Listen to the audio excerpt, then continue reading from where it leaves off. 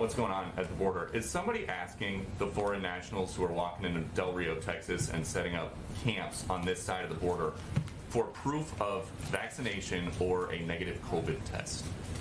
Well, first of all, I can readdress for you or re-talk you through what steps we take. That is the policy for people who fly into the country. So if somebody walks into the country right across the river, does somebody ask them to see their vaccination card?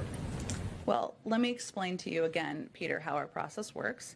As individuals come across the border, and they are both assessed for whether they have any symptoms. If they have symptoms, the intention is for them to be quarantined. That is our process. They're not intending to stay here for a lengthy period of time. I don't think it's the same thing. It's not the same thing. These are individuals, as we've noted and as we've been discussed. We are expelling individuals based on Title 42 specifically because of COVID, because we want to prevent a scenario where large numbers of people are gathering, posing a threat to the community and also to the migrants themselves. So those are the policies that we put in place, in large part because, again, the CDC continues to recommend Title 42 be in place, given we're facing a global pandemic. Where's the vice president on any of this? Isn't she supposed to be addressing the root causes of migration? Absolutely, and she has been addressing the root causes of migration by working with countries in the region to ensure they have the assistance they need to reduce the number of people who are coming and trying to make those journeys across the border. We've actually seen some reductions in some of those numbers.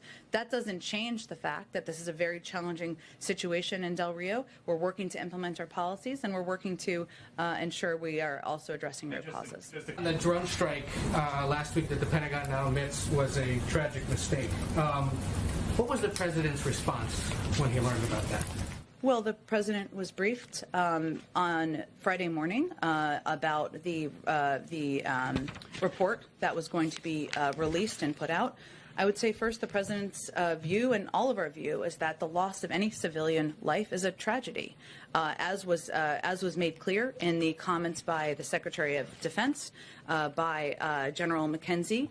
This was done in error, and clearly the investigation that will continue is something the president broadly supports. So as a human being, as a president, as somebody who has overseen loss in a variety of scenarios, both as a leader and personally, his reaction is it's a tragedy, and every loss is a tragedy, and he supports the effort to move this forward as quickly as possible and to have a thorough investigation. You mentioned there's an ongoing investigation. Should it be anticipated that someone would be fired, demoted, not promoted, passed over, and held accountable within the military ranks for this?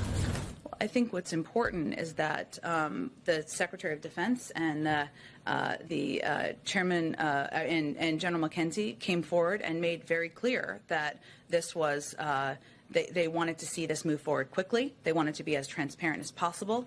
They wanted to learn from what had happened. It's also important to note what the circumstances were here in when this strike was made.